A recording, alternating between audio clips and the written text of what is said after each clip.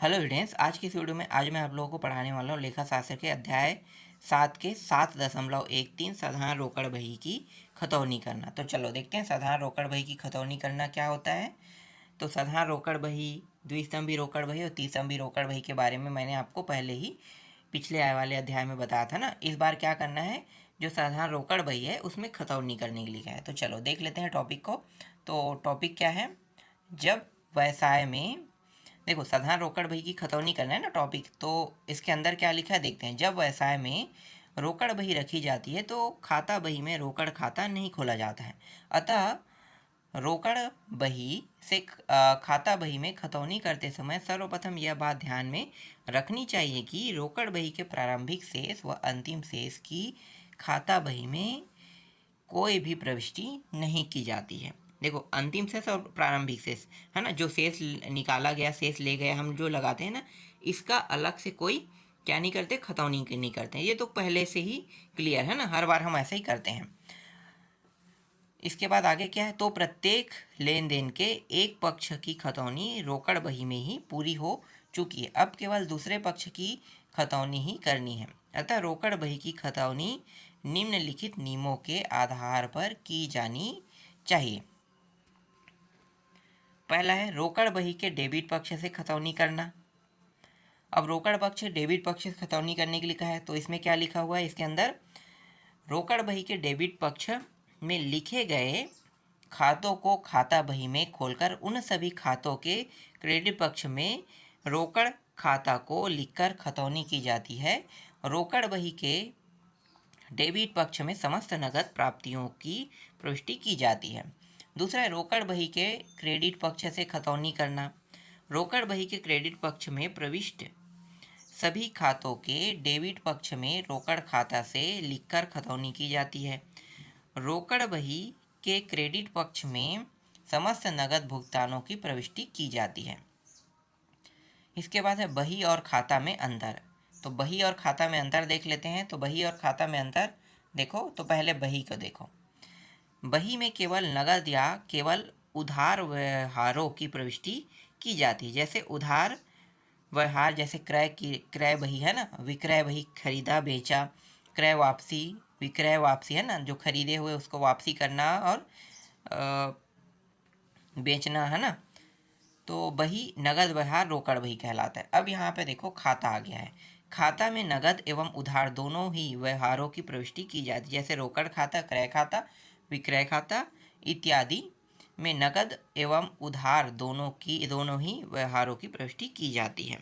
तो ये हो गया साधारण बही है ना। अब देखो यहाँ पे आते हैं, यहाँ पे जो है ये द्विस्तंभी रोकड़ बही है। ठीक है, द्विस्तंभी रोकड़ बही और त्रिस्तंभी रोकड़ बही पिछले अध्यायों में मैंने आप लोगों को पढ़ाया भी था। और इस बार क्या करना है, इन्हीं दोनों स्तंभियों में, मतलब त्रिस्तंभी और द्विस्तंभी दोनों में क्या करना है, खतौनी करना है कह रहा है। तो चलो देखते हैं इसके अंदर जो टॉपिक लिखा है वो क्या कह रहा है। तो द्विस्तंभी रोकड़ बही में रोकड़ स्तंभ के साथ साथ बैंक व बट्टा स्तंभ भी होते हैं। रोकड़ स्तंभ की खतौनी ठीक साधारण रोकड़ बही की खतौनी के समान ही की जाती है। अतः उक्त रोकड़ बहियों में रखे गए समस्त स्तंभों के अनुसार निम्नलिखित नियमों को ध्यान में रखकर खतौनी की जाती है। पहला है विकलन। विकलन मतलब डेबिट पक्ष की बात कर रहा है ना, डेबिट पक्ष की खतौनी। तो सर्वप्रथम डेबिट पक्ष के विवरण स्तंभ में उल्लेखित नाम वाले खाते खाता बही में खोले जाते हैं। इसके बाद प्रत्येक खाते के क्रेडिट पक्ष में यदि बट्टा हो तो रोकड़ खाता को अथवा बैंक खाता को तथा बट्टा खाता को लिखकर संबंधित खाते की राशि व बट्टे की राशि लिख दी जाती है। ध्यान दें, यदि खाते की रोकड़ राशि स्तंभ में लिखे गए हैं तो खाते के क्रेडिट पक्ष में रोकड़ खाता को, और यदि बैंक स्तंभ में लिखी गई है तो बैंक खाता को लिखना चाहिए। दोनों स्थितियों में बट्टे का उल्लेख एक जैसे ही किया जाता है। रोकड़ बही और खाता बही की परस्पर पृष्ठभूमि को ही पृष्ठ संख्या स्तंभ में लिखा जाता है। इसके बाद देखो समाकलन पक्ष को, मतलब क्रेडिट पक्ष को, क्रेडिट पक्ष की खतौनी। रोकड़ बही के क्रेडिट पक्ष के विवरण स्तंभ में उपस्थित सभी खातों के नाम से खाता बही में पृथक पृथक खाते खोले जाते हैं तथा खोले गए प्रत्येक खाते के डेबिट पक्ष में रोकड़ खाते से अथवा बैंक खाते से तथा यदि बट्टा हो तो साथ में बट्टा खाता से लिखकर संबंधित खाते में राशि खताई जाती है। ये खताई यहाँ पे शब्द जोड़ दिया गया है। ये चलो देखेंगे, घटाया जाता है कि क्या कह रहा है ना। यहाँ पे खताई कह रहा है, आगे समझ में आ जाएगा। यदि रोकड़ बही के क्रेडिट पक्ष के रोकड़ स्तंभ से संबंधित खाते की राशि लिखी गई हो तो खाते के डेबिट पक्ष में रोकड़ खाते से, और यदि राशि बैंक स्तंभ में लिखी गई है तो बैंक खाते से लिखा जाता है। इसके पश्चात खाता बही की पृष्ठ संख्या रोकड़ बही में लिखे गए खाते के सामने वाले पृष्ठ संख्या स्तंभ में लिखी जाती है। इसी प्रकार खाता बही में संबंधित खाते के पृष्ठ संख्या स्तंभ में रोकड़ बही की पृष्ठ संख्या लिखी जाती है। इसके बाद है बट्टा खाता में खतौनी। खाता बही में बट्टा खाता खोलकर रोकड़ बही के बट्टा स्तंभ की योग राशि की खतौनी की जाती है। रोकड़ बही से डेबिट पक्ष के बट्टा स्तंभ की योग राशि बट्टा खाता के डेबिट पक्ष में रोकड़ बही के अनुसार विविध खाते से लिखकर खताई जाती है। यहाँ भी खताई जाती शब्द आया है। आगे मैं आपको इसको समझा दूंगा जब हम लोग चार्ट में आएंगे ना, तो उससे आपको और अच्छे समझ में आएगा। चलो आगे देखो। इसके बाद है इसी तरह रोकड़ बही के क्रेडिट पक्ष की बट्टा स्तंभ की योग राशि बट्टा खाते के क्रेडिट पक्ष में रोकड़ बही के अनुसार विविध खाते को लिखकर खता दी जाती है। प्रति प्रविष्टि की खतौनी नहीं की जाती है। रोकड़ बही के डेबिट और क्रेडिट पक्षों में जिन प्रविष्टियों के सामने विकलन लिखा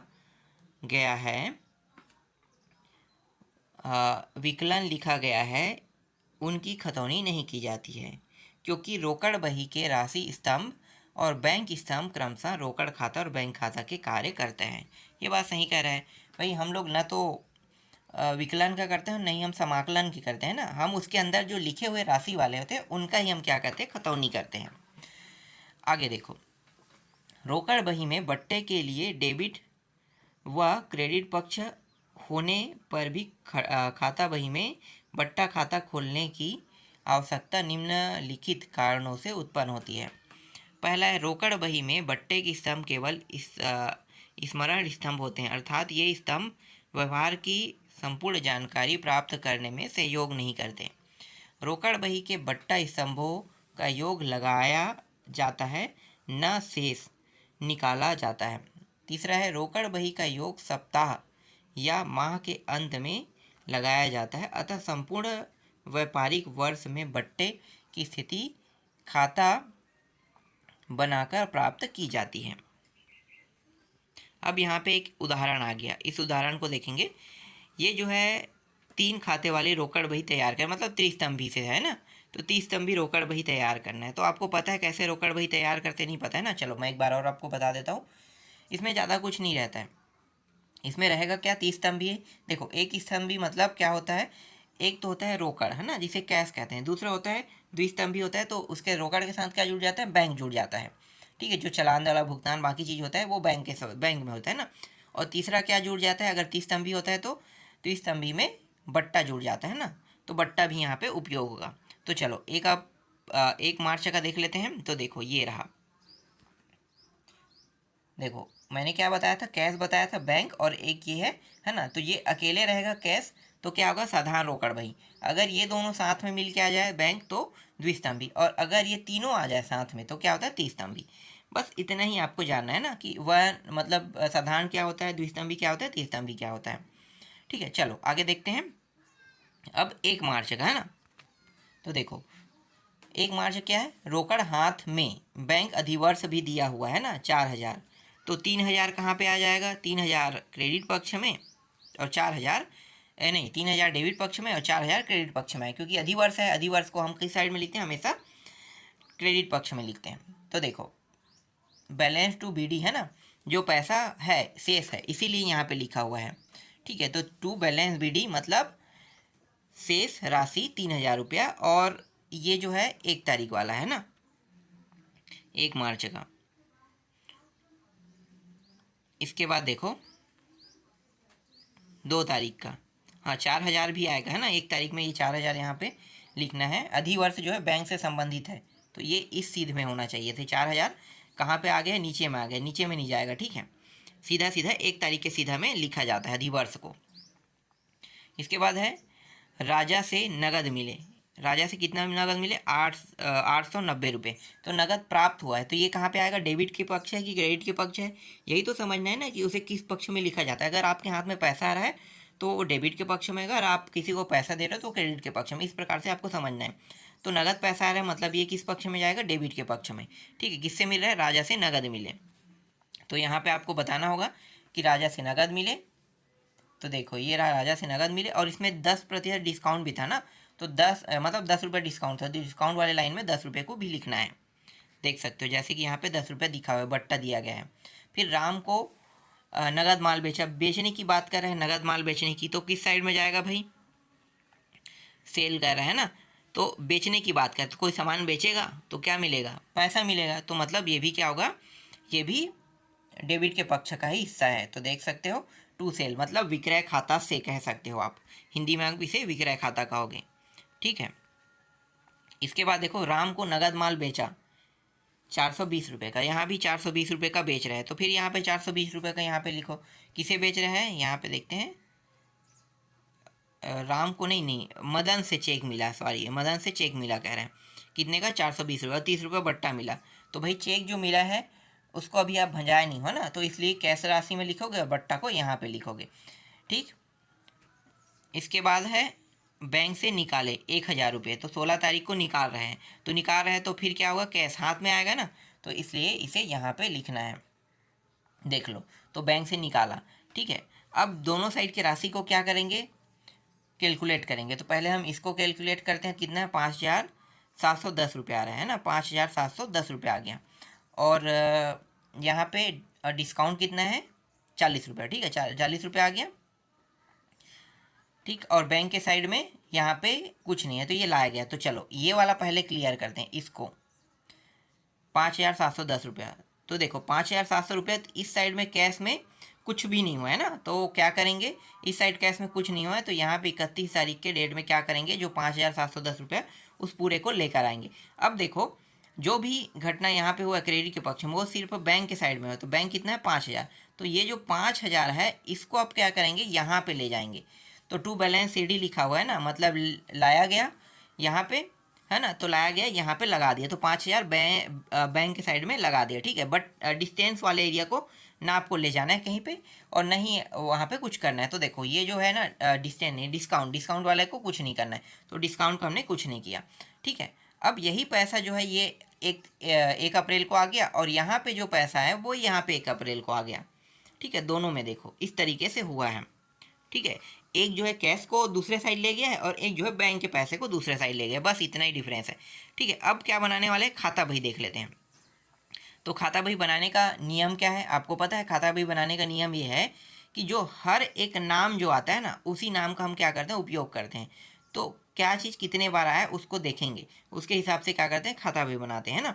तो यहाँ पे देखो इन्होंने सबसे पहले 2 मार्च को उठाया है, ठीक है, जो राजा के नाम से, तो नाम से पहले इन्होंने बनाया है ना, तो नाम को उठा दिया है। तो नाम को देखो राजा के नाम से, तो राजा के नाम से यहाँ पे क्या बना रहे हैं, खाता बही बना रहे हैं। तो ध्यान देना ये राजा किस पक्ष में है, राजा जो है अगर जनरल बनाते हैं तो कैश में आ जाएगा ना, तो जनरल को संबंधित करके आपको क्या करना है, खाता बही बनाना है ना।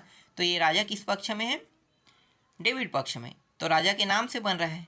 तो राजा के नाम से बन रहा है, तो 890 रुपये को क्या करना है, आपको क्रेडिट के पक्ष में ले जाना है, ठीक है। ये 890 रुपये किस पक्ष में आ गया, क्रेडिट के पक्ष में आ गया, ठीक है। तो 2 मार्च में देख सकते हो, और ये कैश, ठीक है, क्योंकि रोकड़ रुपया आपको लिखना ही है, और डिस्काउंट को भी यहाँ पे ले दिया गया है, ठीक है। और आपको एक चीज़ और पता होगा कि इसमें जो द्विस्तंभी और तीस्तंभी जो साधारण बही है, इसमें हमने क्या पढ़ा था कि शेष निकाला गया लाया गया, इसमें लगाना ही नहीं है, याद रखना, ठीक है। ले गया निकाला गया ये लगाना ही नहीं है, इसमें सबसे पहले वाले टॉपिक मैंने बताया था ना। यहाँ पे देखो इसके बाद है मदान के बारे में, है ना, तो मदान वाला भी देख लो। देखो मदान किस साइड में है, ये डेबिट के पक्ष में है ना, डेबिट के पक्ष में। तो मदान के द्वारा जो भी घटना हो 420 और 30 रुपये का, उसको क्या करना है आपको क्रेडिट के पक्ष में। लेकिन यहाँ पे जो है वो कैश और डिस्काउंट इस तरीके से आ जाएगा, देख लो, कैश और डिस्काउंट के रूप में यहाँ पे आ गया है ना। जो लेफ्ट हैंड साइड में था, जो इस साइड में था, वो किस साइड में लिखा गया, इस साइड में। नाम जो है ये हेडिंग में आ गया है, तो कैश के साथ आपको क्या करना है, लिखना है। ये शुरू से मैं आपको बताते आ रहा हूँ। सेल भी वैसा ही है, देख सकते हो सेल के बारे में। 400 रुपये का जो सेल है ना, उसको भी आप क्या करना है, 7 मार्च वाला घटना है, इसको देख सकते हो, ये रहा, यहाँ पे लिख दिया गया है। ठीक है, अब इसके लिए डिस्काउंट के लिए बनाएंगे, तो डिस्काउंट वाला देखो 31 तारीख को है ना, जो बचा बैलेंस है उसका है। तो टोटल जो है देखो अमाउंट ये रहा डिस्काउंट वाला, तो टोटल राशि का यहाँ पे बनाया गया है। तो टोटल राशि का यहाँ पे डिस्काउंट परचेज कर दिया गया है, तो देख सकते हो डिस्काउंट का यहाँ पे लिया गया है। ठीक है, डिस्काउंट को अमाउंट में डालकर लिया गया है। ठीक है, ये डेबिट के पक्ष में रहेगा। इसमें स्पष्ट कर दिया है कि इसका खतौनी नहीं होता है, इसकी जो राशि जिस पक्ष में लिखा गया उसी पक्ष में लिखना होता है। जब मैं आपको थ्योरी बता रहा था ना, जो टॉपिक है, जो शब्दों में लिखा है उसको, तब मैं आपको ये बताया भी था। चलो आगे देखो, इसके बाद है क्रय बही की खतौनी करना। अब क्रय बही की खतौनी करने वाला टॉपिक आ गया। ठीक है, क्रय बही की खतौनी कैसे किया जाता है, तो देखो इसमें भी उदाहरण है, पहले हम ये देख लेते हैं क्रय बही की खतौनी। सर्वप्रथम खाता बही में उन सब विक्रेताओं के नाम से खाता खोले जाते हैं जिनका नाम क्रय बही विवरण स्तंभ में लिखा गया है। दूसरा है, इसके बाद प्रत्येक खाते के समाकलन पक्ष में क्रय खाते को लिखकर संबंधित व्यक्ति से क्रय किए गए माल की राशि लिखी जाती है। तीसरा है, खाता बही में खोले गए क्रय खाते के विकलन पक्ष में क्रय बही की पाक्षिक या मासिक योग की राशि विविध क्रय बही अनुसार शीर्षक के अंतर्गत लिख दी जाती है। चलो अब यहाँ पे क्रय बही बनाएंगे, है ना। तो देखो डेट यहाँ पे दिया हुआ है, क्रय बही तथा उनकी खतौनी करना। तो 5 अगस्त तक घटना है ना, 5,000 रुपये का माल 10 पैसे व्यापारिक बट्टे में खरीदा, और यहाँ पे 10 तारीख का है, रामलाल से 3,000 रुपये का माल 10 रुपये व्यापारिक बट्टा में खरीदा। ठीक है, तो क्रय बही बनाते हैं। क्रय बही आपको बनाना पता होगा, एकदम सिंपल है, क्रय बही बनाना है। ठीक है, सिर्फ क्रय बही बनाने के लिए का है और कुछ नहीं, है ना। तो क्रय बही बनाते हैं। तो देखो ये जो है, एक मिनट, ये रहा ना। तो देखो दुर्गा प्रसाद से, ठीक है, अमाउंट आपको लिखना है। तो इसमें डेट दिया हुआ है, इसमें पार्टिकुलर दिया हुआ है, ठीक है, और इनवैलिड नंबर, ये इन्वॉल्व नहीं, वो नंबर क्या बोलते हैं, वाउचर नंबर नहीं, ये है खाता पृष्ठ अमाउंट, और अमाउंट 2 बार दिया हुआ है। तो ये जो अमाउंट है ये दूसरा है, ठीक है, और ये अमाउंट दूसरा है। चलो देखते हैं। तो 5,000 रुपये दुर्गा प्रसाद से, है ना। तो दुर्गा प्रसाद से 5,000 रुपये का माल खरीदो। 5,000 रुपये का माल खरीदोगे, उसमें 10% डिस्काउंट, तो 5,000 का 10% कितना होता है, 500 रुपये ना। तो देखो 5,000 और 500 रुपये इस तरीके से लिखा गया डिस्काउंट। ठीक, अगर इसे आप कम कर देते हो, 500 रुपये कम करके लिखोगे, सेकेंड अमाउंट में क्या लिखना है आपको, जो कम किए गए राशि ना, तो कितना देना पड़ रहा है उसको लिखा गया है, तो 4,500 रुपये देगा। ठीक है, अब रामलाल 10 तारीख की घटना है ना, तो 10 तारीख की घटना, 3,000 रुपये का माल बेचा 10 रुपये व्यापारिक बट्टे के साथ। तो 3,000 में फिर 500 कम कर दो, तो कितना हो जाएगा, नहीं 500 नहीं, 10 पैसे थे ना, 300 रुपये, तो 2700 आ जाएगा। तो टोटल कितना हो गया, 7,200 हो गया। तो ये कहलाता है क्रय बही, है ना। तो क्रय बही कहलाता है, और इसमें खतौनी भी करना है ना। तो खतौनी देखो, देख सकते हो, ठीक है, 2 ही घटना में हुआ था। तो टोटल यहाँ पे राशि को लिख दिया गया है। तो टोटल क्या था, टोटल जो है 7,200 रुपये का। इसको जब आप इसका क्रय बही करोगे, है ना, तो यहाँ पे लेजर परचेस अकाउंट दिया हुआ है, तो ये 7,200 रुपये को यहाँ पे लेकर आए खाता बही में। ठीक है, ये कौन से पक्ष में है, डेबिट के पक्ष में। अब क्या करेंगे, जब नाम से लिया जाएगा, इसको लिखा जाएगा, तो दुर्गा प्रसाद, जैसे कि ये ही जो है, ये किस साइड में चला जाएगा, ये डेबिट क्रेडिट के साइड में चला जाएगा। तो दोनों घटनाओं को देख सकते हो, है ना। परचेज जो सामान खरीदी कर रहे हैं, तो कितना का है, यहाँ पे राशि स्पष्ट नहीं दिखाई दे रहा है, लेकिन आपको पता है कि 5,000 रुपया जो था, उसमें 500 घटा के कितना है, 4,500 रुपये। तो 4,500 रुपये यहाँ पे अमाउंट में लिखा हुआ है। सेम टू सेम यहाँ भी वैसे ही 2700 रुपये यहाँ पे राशि लिखा जाएगा, और दोनों जगह क्या है, सामान खरीदी की बात कर रहे हैं। तो इस तरीके से आपको करना है। ठीक है, इसके बाद क्रय बही रखने पर क्रय खाता आवश्यकता क्यों है, कह रहा है। तो ये पढ़ने वाला टॉपिक है, इन सभी को मैं छोड़ देता हूँ, ठीक है। तो इनको पढ़ के देख लेना। इस तरीके से